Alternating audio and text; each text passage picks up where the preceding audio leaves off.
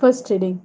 A reading from the book of Deuteronomy, chapter 4, verses 1 to 2 and 6 to 8. And now, Israel, listen to the laws and customs which I am teaching you today, so that by observing them you may survive to enter and take possession of the country which Yahweh, God of your ancestors, is giving you.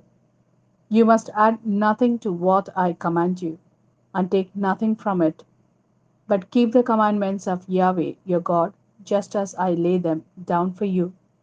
Keep them, put them into practice, and other peoples will admire your wisdom and prudence. Once they know what all these laws are, they will exclaim, no other people is as wise and prudent as this great nation. And indeed, what great nation has its God as near as Yahweh, our God, is to us whenever we call to Him? And what great nation has laws and customs as upright as the entirety of this law which I am laying down for you today? This is the word of Lord. Thanks be to God.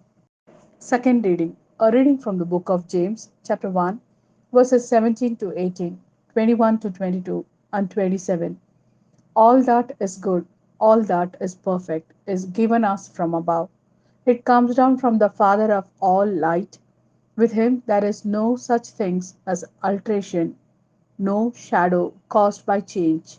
By his own choice, he gave birth to us by the message of the truth, so that we should be a sort of first fruits of all his creation. So do away with all impurities and remnants of evil. Humbly welcome the word which has been planted in you and can save your souls. But you must do what the word tells you and not just listen to it and decide yourselves. Pure, unspoiled religion in the eyes of God our Father is this: coming to the help of orphans and widows in their hardships, and keeping oneself uncontaminated by the world. This is the word of Lord. Thanks be to God. A reading from the Gospel according to Mark, chapter 7, verses 1 to 8, 14 to 15, and 21 to 23. The Pharisees and some of the scribes who had come from Jerusalem gathered round him, and they noticed that some of his disciples were eating with unclean hands, that is, without washing them. For the Pharisees and all the Jews keep the tradition of the elders and never eat without washing their arms as far as the elbow. And on returning from the marketplace, they never eat without first sprinkling themselves.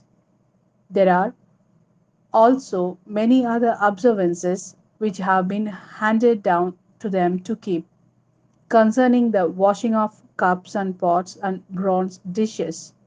So the Pharisees and scribes asked him, why do your disciples not respect the tradition of the elders, but eat their food with unclean hands?